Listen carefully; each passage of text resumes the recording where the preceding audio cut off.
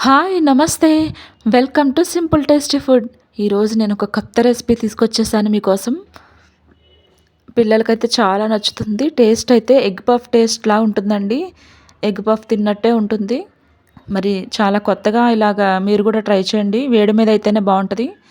ముందుగా స్టఫింగ్ కోసం 3, 4 స్పూన్లు ఆయిల్ తీసుకొని దీంట్లో ఒక ఉల్లిపాయ అండ్ 2 పచ్చిమిర్చి, కొంచెం జీలకర్ర ఇలా వేపుకోవాలి. అవి దోరగా వేగిన తర్వాత కొంచెం చిటికెడు పసుపు వేసుకోవాలి.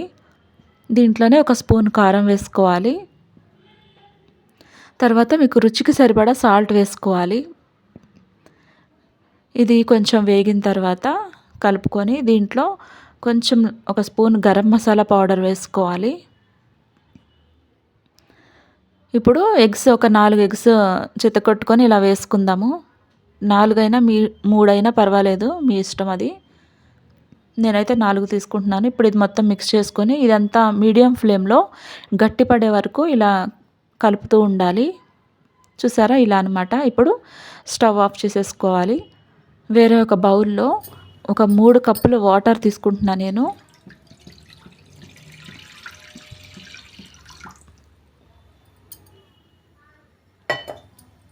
దీంట్లో కొంచెం అనమాట, ఎంత కాదు కొంచెం లైట్‌గా ఆయిల్ వేసుకోవాలి.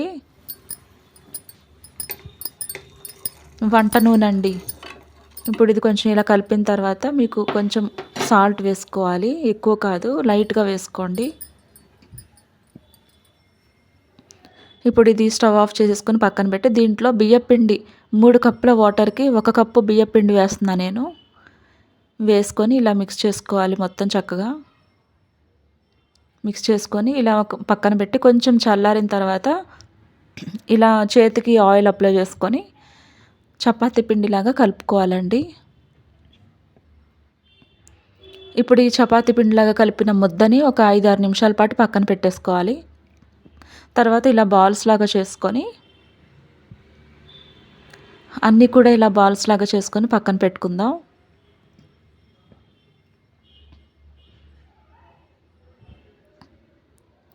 ఇలా అనమాట. మీకు చేతికి అంటితే ఆయిల్ అప్లై చేసుకోండి చేతికి. ఇప్పుడు నీట్‌గా ఉన్న ఫ్లోర్ మీద కానీ, ఇలా పళ్ళెం మీద కానీ, వేరే చెక్క మీద కానీ ఇలా మీరు ఈ బాల్‌ని తీసుకొని ఇలా మీరు అడ్జస్ట్ చేసుకొని దీంట్లో స్టఫింగ్, ఈ కర్రీ ఉంది కదా, ఇది మనం వేసుకోవాలి కొంచెము. వేసుకొని దీనిపైన ఇంకొక లేయర్ పెట్టుకోవాలి. ఇలా అనమాట.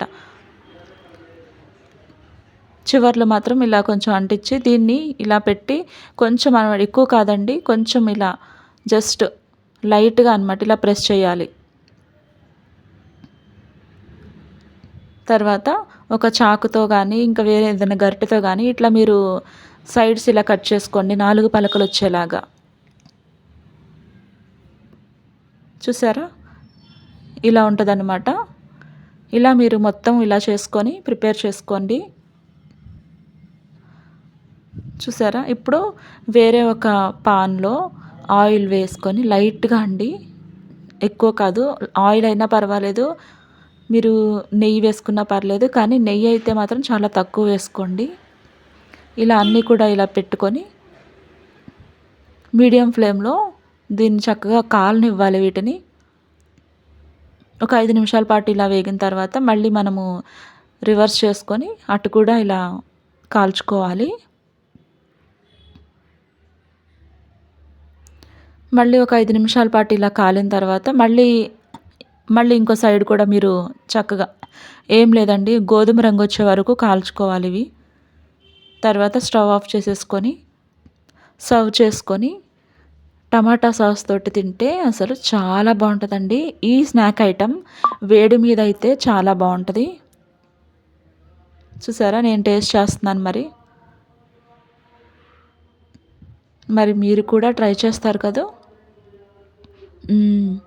చాలా బావుందండి టేస్ట్. పిల్లలు చాలా ఇష్టంగా తింటారు. సూపర్! మరి ఈరోజు నేను చేసిన ఈ కొత్త రెసిపీ మీకు నచ్చిందా? నచ్చినట్లయితే మన ఛానల్‌ని సబ్స్క్రైబ్ చేసుకోండి, షేర్ చేయండి, లైక్ చేయండి. నా నుంచి మీకు మరిన్ని వంటల వీడియోస్ రావాలంటే బెల్ బటన్ క్లిక్ చేసి ఆల్ నోటిఫికేషన్ ఆన్‌లో పెట్టుకోండి. బాయ్! వెళ్ళొస్తా.